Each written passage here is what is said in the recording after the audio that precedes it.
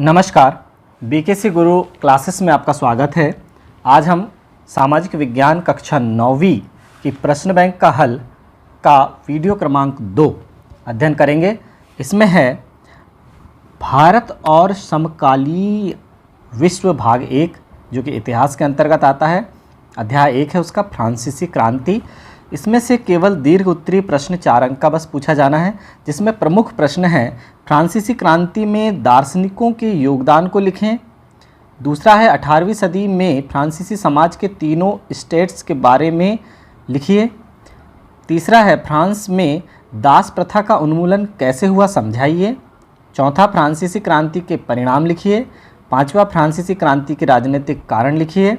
छठवां फ्रांसीसी समाज की महिलाओं का जीवन कैसा था। सातवां ओलंप डे गूंज द्वारा तैयार घोषणा पत्र में उल्लेखित मूलभूत अधिकारी क्या थे।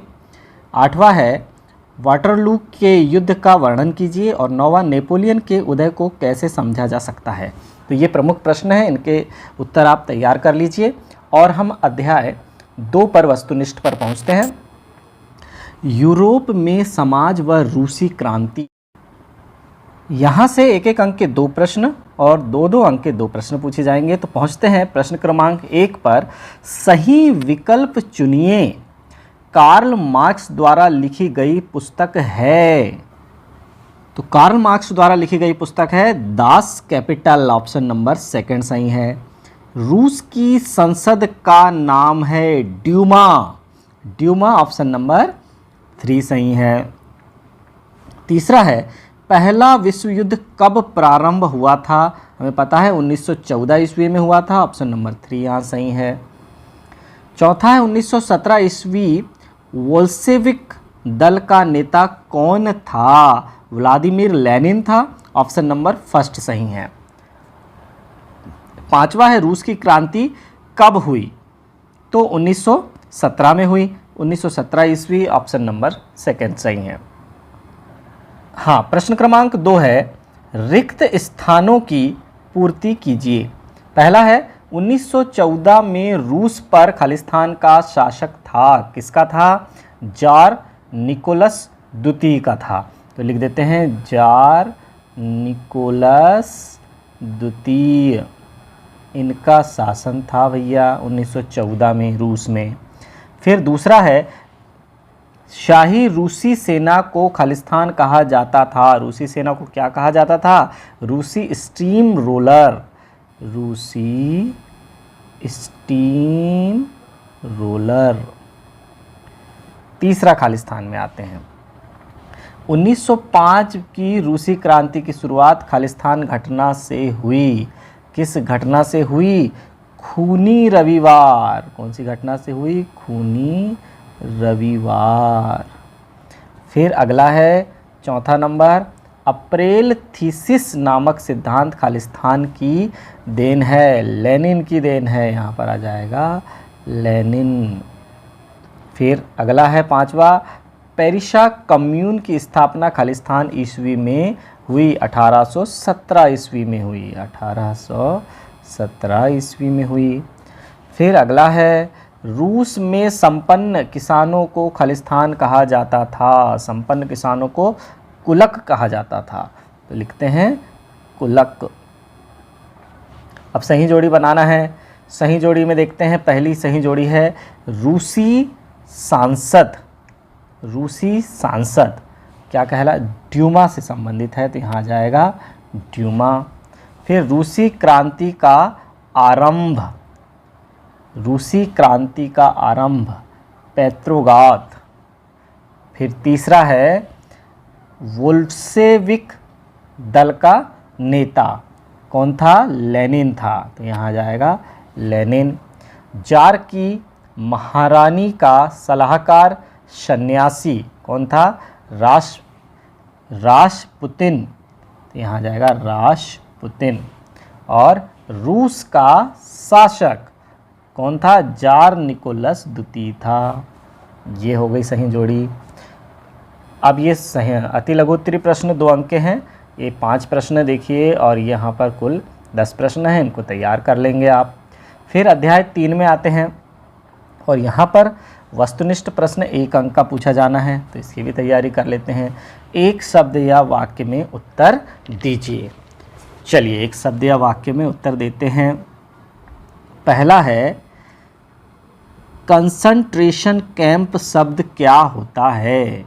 ऐसा स्थान जहां बिना किसी कानूनी प्रक्रिया के लोगों को कैद रखा जाता है। तो क्या लिख देंगे? बिना किसी कानूनी प्रक्रिया के लोगों को कैद रखा जाता है। ऐसे स्थान को हम क्या बोलते हैं? कंसंट्रेशन कैंप कहते हैं ऐसे स्थान को। दूसरा है, हिटलर की कौन सी विचारधारा उसे विश्व प्रसिद्ध किया? कौन सी विचारधारा थी हिटलर की? नाजीवाद। यहाँ आ जाएगा नाजीवाद। तीसरा नंबर लेते हैं, प्लांट शब्द का प्रयोग किस प्रजाति के लिए किया जाता है? नॉर्डिक जर्मन आर्य को कहा जाता है ब्लॉन्ड को, नॉर्डिक जर्मन आर्य को। अगला है, हिटलर की प्रसिद्ध पुस्तक का नाम क्या है? Mean camp.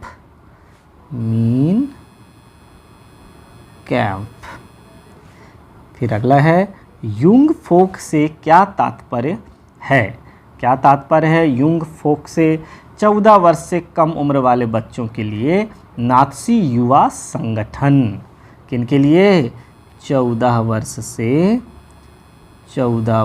से कम आयु वाले बच्चों के लिए नात्सी युवा संगठन के लिए नात्सी युवा संगठन।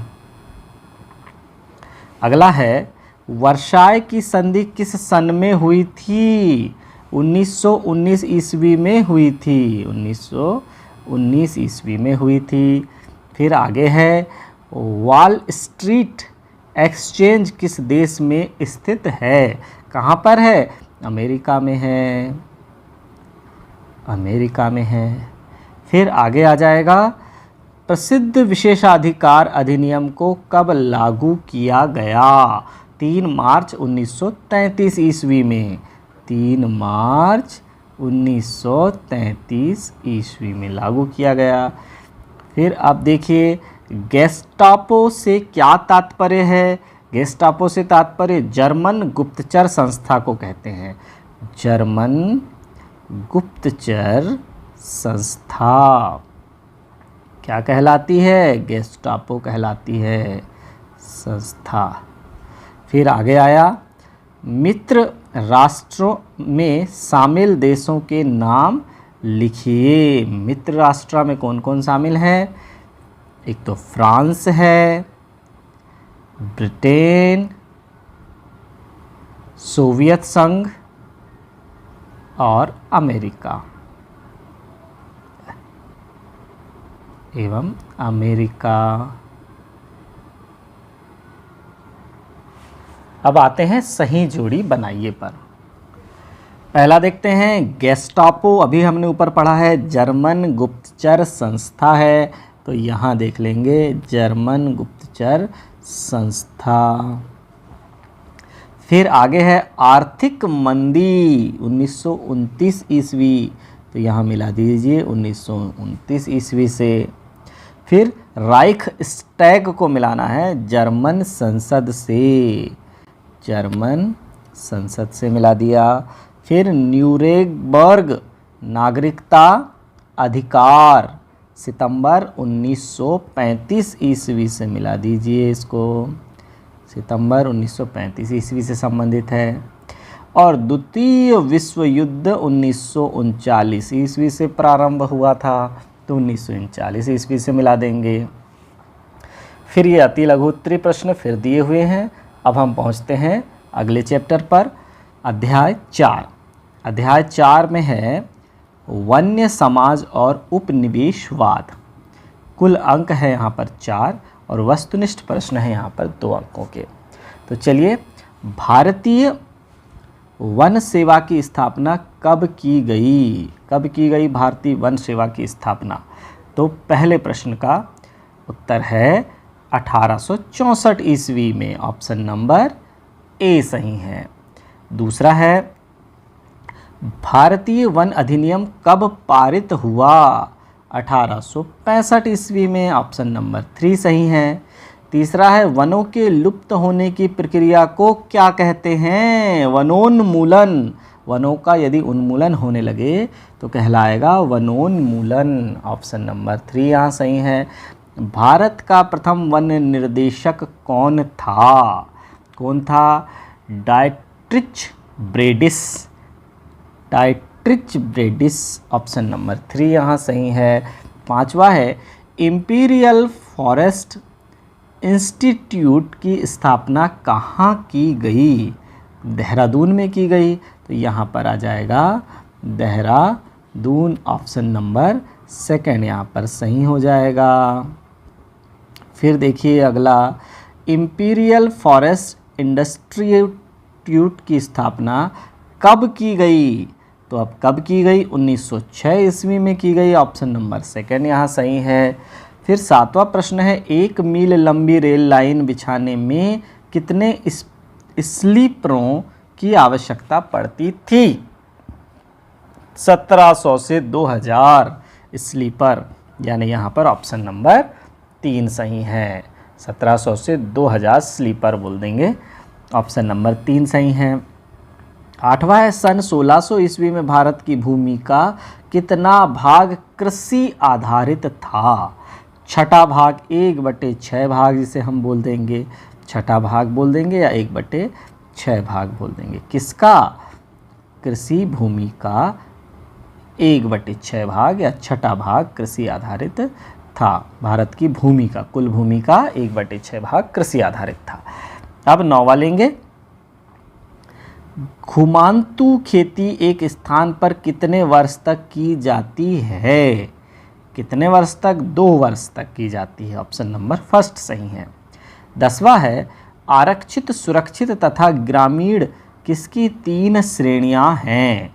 तो ये वनों की 3 श्रेणियां हैं, तो यहाँ पर हो जाएगा ऑप्शन नंबर 1। फिर 11वां देखते हैं, श्रीलंका में झूम खेती को क्या कहते हैं? झूम खेती का क्या नाम है श्रीलंका में? चेना कहते हैं, ऑप्शन नंबर 1 सही है। अब सही जोड़ी बनाना है हमें, हमारे पास स्तंभ 1 से स्तंभ 2 को हमें मिलाना है। तो देखिए, दक्षिण पूर्व एशिया संबंधित है लॉदिंग से, लॉदिंग से संबंधित है, तो ये 4थे नंबर वाले से इसे मिला देंगे। फिर दूसरा है हिंदुस्तान, हिंदुस्तान झूम से संबंधित है।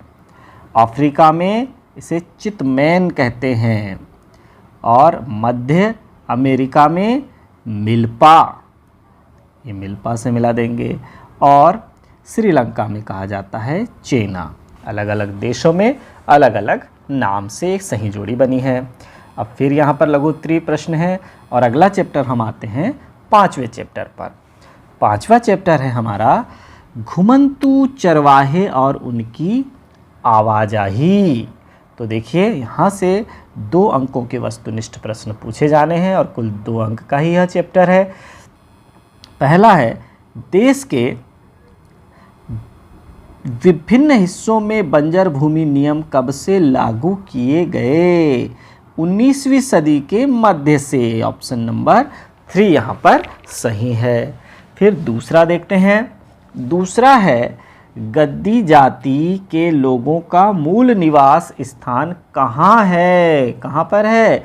हिमाचल प्रदेश में है, ऑप्शन नंबर 3 यहाँ सही है। चरवाहों को किसके लिए कर देना पड़ता था? वे जिन घरों में रहते थे उसके लिए उन्हें कर देना पड़ता था। फिर अगला है, गुज्जर बक्कारवाला जाति के लोग कहाँ रहते थे? कहाँ रहते थे? जम्मू और कश्मीर में। तो यहाँ पर देखिए ऑप्शन नंबर 1 यहाँ पर लगा देंगे।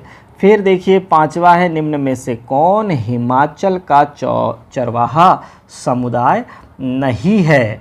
कौन नहीं है? तो देखिए भोटिया है, शेरपा भी है, किन्नौरी भी है, यहाँ पर राइका नहीं है, तो राइका पर लगा देंगे। अब देखते हैं, एक शब्द या वाक्य में उत्तर देना है। तो सबसे पहला प्रश्न हमारे पास है, बुग्याल क्या है? क्या है बुग्याल? तो यहाँ पर इसका उत्तर लिखेंगे, ऊंचे पहाड़ों में स्थित घास के मैदान। ऊंचे पहाड़ों में स्थित घास के मैदान क्या कहलाते हैं?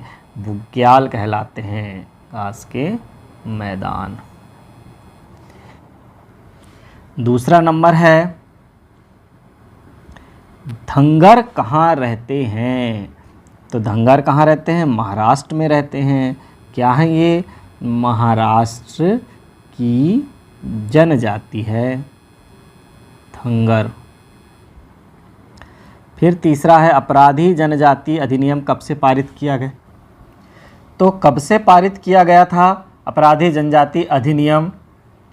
तो इसको लेते हैं 1871 में औपनिवेशिक सरकार में। कब से किया गया था? 1871 में। कहाँ पर? औपनिवेशिक सरकार में। अगला है, थार रेगिस्तान कहाँ स्थित है? जैसलमेर राजस्थान में है, तो लिख देते हैं जैसलमेर राजस्थान में। अगला है, मारू राइका कहाँ रहते हैं? कहाँ रहते हैं? राजस्थान में रहते हैं, राजस्थान आ जाएगा यहाँ पर। फिर अगला है, गोल्ला कुरुमा व कुरुबा चरवाहों का मूल निवास क्या है? क्या है इनका मूल निवास? कर्नाटक और आंध्र प्रदेश। तो कर्नाटक और आंध्र प्रदेश है, आंध्र प्रदेश। अब लेते हैं अगला, राइका जाति के लोग कहाँ रहते हैं? राइका जाति के लोग कहाँ रहते हैं? राजस्थान में रहते हैं। फिर अगला है, काफिला से क्या तात्पर्य है? काफिला कई बार सुने हमने, एक जाति के लोगों का समूह। क्या है ये? समूह है जो एक स्थान से दूसरे स्थान तक जाने या कहीं बसने के लिए एक संगठन में रहते हैं। समूह है जो संगठन में रहते हैं। अरे भाई तुम्हारा काफिला कहाँ चला बोलते हैं ना, यही है वो काफिला। अब देखते हैं आगे, बंजारों का भारत में मूल निवास स्थान कहाँ है? तो बंजारों का मूल निवास स्थान कहाँ है? राजस्थान है। फिर आगे आया, भाबर क्या है? भाबर क्या है? गढ़वाल और कुमाऊं के इलाके में पहाड़ियों के निचले हिस्से के आसपास सूखे जंगल का इलाका। क्या है? सूखे जंगल का इलाका क्या कहलाता है? भाबर कहलाता है। कहाँ पर? गढ़वाल और कुमायूं इलाके में। फिर आगे के क्या है? घुमंतु चरवाहा किसे कहते हैं? तो के नंबर में है, घुमंतु चरवाहा किसे कहते हैं? तो देखिए, ऐसे लोग जो एक स्थान पर टिककर नहीं बल्कि अपनी जीविका के निमित्त एक स्थान से दूसरे स्थान पर घूमते रहते हैं। किनको बोलेंगे? ऐसे लोग जो जीविका के लिए एक स्थान से दूसरे स्थान घूमते रहते हैं। क्या कहलाते हैं? घुमंतू, जैसा नाम वैसा ही है, घुमंतू चरवाहा कहलाते हैं। तो आज की क्लास हमारी यहीं समाप्त होती है। धन्यवाद।